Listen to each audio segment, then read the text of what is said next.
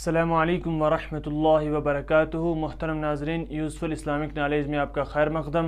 उम्मीद करता हूँ कि आप सब खैर वाफ़ियत से होंगे। नाज़रीन, हमने नूरानी क़ायदे को जो मुकम्मल पढ़ा था, उसके बाद हमने चंद इस्तिलाहात जो थी नूरानी क़ायदे की, जिनको मैं मुनासिब समझता था कि आपको बोर्ड पे समझा दूँ, उनमें से आज हम चंद इस्तिलाहात बची हैं जो आज हम मुकम्मल करेंगे इंशाअल्लाह। उसमें से एक है जज़म और दूसरा सुकून, तशदीद। ऐसी ऐसी चीज़ें हैं जैसे राय साकिन और राय मुशद्ददा किसे कहते हैं। तो ये कुछ चीज़ें ऐसी हैं जो हमें अभी आज सीखने हैं इस सबक में। तो इससे पहले हमने बहुत सी चीज़ें सीख ली हैं अल्हम्दुलिल्लाह। तो आज इंशाअल्लाह ये हम सीखेंगे और उसके बाद हमारा जो नूरानी कायदा है वो इस्तिलाहात के तौर से भी मुकम्मल हुआ और बाकी जो हमने नूरानी कायदा पढ़ा था वो भी मुकम्मल हो चुका है पहले से। तो आज इंशाअल्लाह ये भी मुकम्मल हो जाएगा।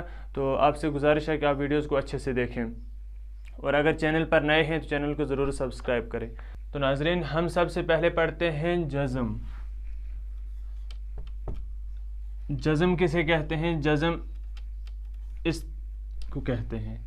तो नाज़रीन, आप देखेंगे जब आप कुरान करीम पढ़ते हैं, कुरान करीम की तिलावत करते हैं, तो बहुत से कलमे ऐसे आते हैं जहाँ पर बीच में किसी हर्फ पर ये छोटी दाल लगी हो, जिसको जज़म कहते हैं। मैं इसको समझाने के लिए, इसकी शक्ल कैसी होती है उसको समझाने के लिए मैं इसे छोटी दाल कहता हूँ कि ये जैसे उर्दू में दाल लिखते हैं हम, उसी तरह ये उसी की जैसी एक छोटी सी दाल आती है जिसको जज़म कहते हैं। अब जज़म का क्या कायदा है, ये किस हरफ पर आती है और जब ये हरफ पर आए तो उसको कैसे अदा करना होता है। तो जब ये किसी हरफ पर आती है तो उसको कैसे पढ़ा जाता है, हम लिखेंगे यहाँ पर तजरी, इसी तरह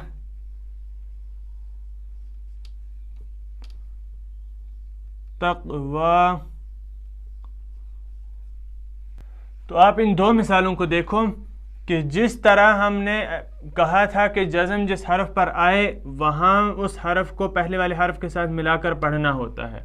जैसे जीम पर जज़म है तो इसको हम ता के साथ मिलाकर पढ़ेंगे, तो इसको हम पढ़ेंगे ता जीम ज़बर तज, रा या ज़ेर री। तो यहाँ पर या पर भी जज़म है तो इसको हम या को भी रा के साथ मिलाकर पढ़ेंगे तज री। तो यहाँ पर काफ पे है जज़म, तो काफ को हम ता से मिलाएंगे, ता काफ ज़बर तक, वाव खड़ा ज़बर वा, तक़वा, तजरी तक़वा। तो अब हमने जज़म को कैसे पढ़ा, जज़म की शक्ल है इस जैसी, छोटे दाल जैसी। और जज़म के पढ़ने का तरीका क्या है कि उससे पहले जो भी हर्फ हो उसको उस हर्फ के साथ मिलाकर पढ़ना होता है। जैसे हमने यहाँ पर पढ़ा कि तजरी तक़वा, जीम पे जज़म है इसको ता से मिलाकर पढ़ा, या पर जज़म है इसको रा से मिलाकर पढ़ा। जिस हर्फ पर जज़म हो उस हर्फ को साकिन कहते हैं, यानी साकिन हर्फ कहा जाता है। जैसे हम कहेंगे जीम पर जज़म है तो हम कहेंगे जीम साकिन है, इसी तरह हम कहेंगे या साकिन है, काफ साकिन है। तो जिस हर्फ पर जज़म हो उसको साकिन हर्फ कहा जाता है। अब हम पढ़ेंगे तशदीद।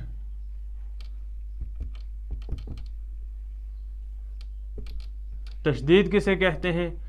तशदीद जिस तरह हम इंग्लिश में डब्ल्यू लिखते हैं, डब्ल्यू, उसी की शक्ल जैसा तशदीद होता है लेकिन बिल्कुल छोटा। मैं ये मिसालें समझाने के लिए बता रहा हूँ क्योंकि बहुत से ऐसे होते हैं जो बाद में भूल जाते हैं कि तशदीद कैसे होती है या जज़म कैसे होती है। तो इन चीज़ों को इसीलिए मैं उसको समझाने के लिए बता रहा हूँ। जिस तरह आप देखो इंग्लिश में हम ए बी लिखते हैं तो उसी में एक आता है डब्ल्यू, जिस तरह डब्ल्यू आता है उसी तरह आता है तशदीद। तशदीद लेकिन बिल्कुल छोटा होता है। अब जिस हर्फ पर तशदीद हो उसको हम कैसे अदा करेंगे, हम यहाँ पर लिखते हैं इय्याका यज़ुन्नु, यज़ुन्नु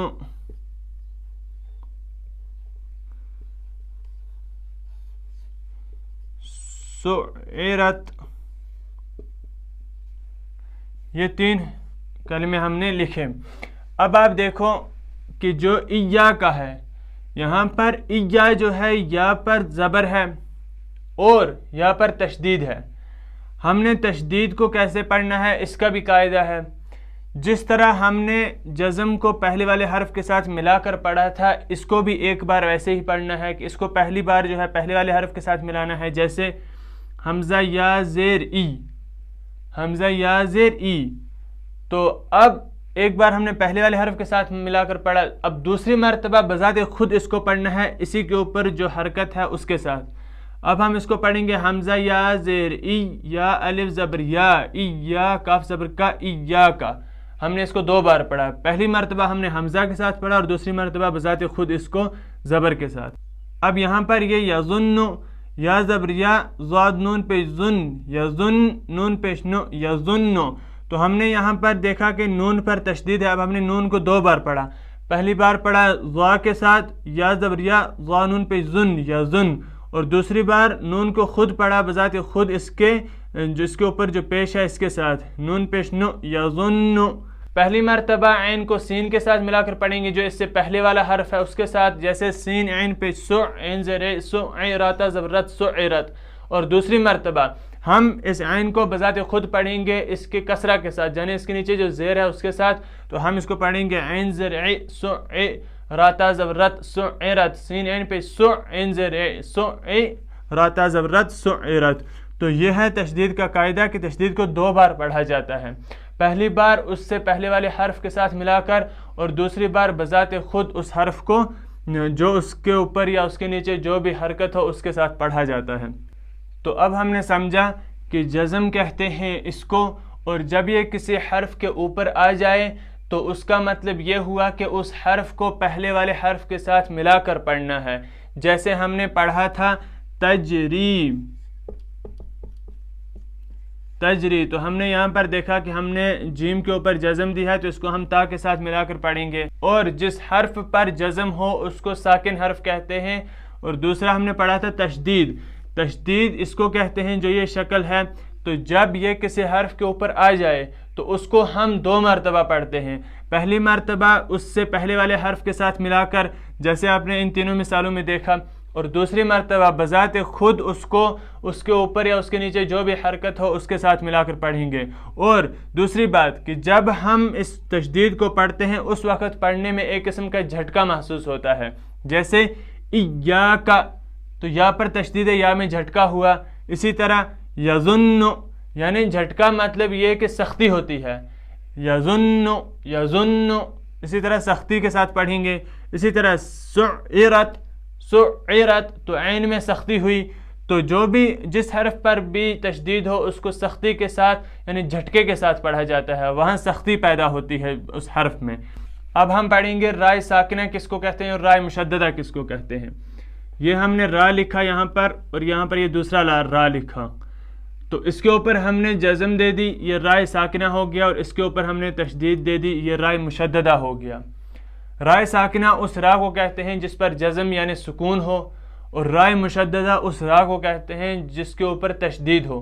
بہت سے لوگ اس میں دھوکہ کھا جاتے ہیں، وہ سمجھ نہیں پاتے ہیں رائے ساکنہ کیا ہوا اور رائے مشددہ کیا ہوا۔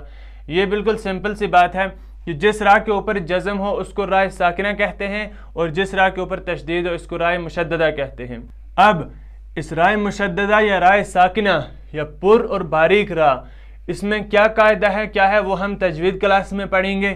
فی الحال آپ اتنا سمجھ لیں کہ رائے ساکنہ کہتے ہیں جزم والی را کو، اور رائے مشددہ کہتے ہیں تشدید والی را کو، تشدید والی را کو کہتے ہیں رائے مشددہ۔ تو ان کے جو بھی قاعدے ہوں گے وہ ہم اپنے جو تجوید کلاسز ہیں ہماری اس میں پڑھیں گے۔ اب آپ ایک اور چیز پڑھیں، تشدید مع تشدید۔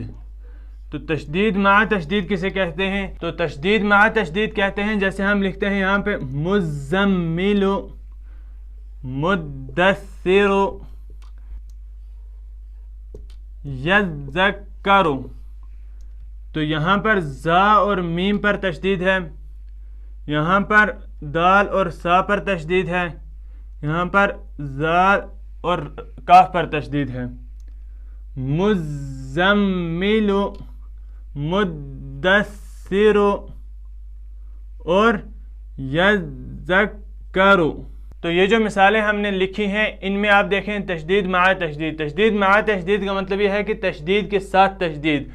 آپ یہاں پر دیکھیں مزملوں میں پہلے زا پہ تشدید آئی، اس کے بعد ہی میم پر تشدید آ گئی تو اسی کو کہتے ہیں تشدید مع تشدید، کہ ایک ہی کلمے میں دو حرف پر یعنی ایک حرف پر تشدید ہو پھر اس کے بعد والے دوسرے حرف پر بھی تشدید ہو، اسی کو کہتے ہیں تشدید مع تشدید۔ جیسے یہاں پر ہے مدثر میں دال پر بھی تشدید ہے اور سا پر بھی تشدید ہے، تو یہی ہوا تشدید مع تشدید۔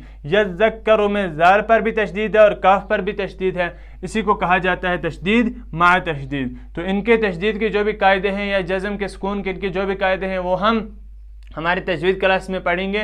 تو آج ہمیں صرف اس کا یہ جو اصطلاحات تھی کہ تشدید مع تشدید کس کو کہتے ہیں یا تشدید کس کو کہتے ہیں، سکون کس کو کہتے ہیں، جزم کس کو کہتے ہیں، ان کو ہم نے جانا۔ تو ناظرین امید کرتا ہوں کہ آپ اچھے سے سمجھ گئے ہوں گے۔ انشاءاللہ آج ہمارا یہ جو نورانی قاعدے کی جو چند اصطلاحات تھی وہ ہم نے مکمل کی اور نورانی قاعدے کو ہم پہلے سے مکمل کر چکے ہیں الحمدللہ۔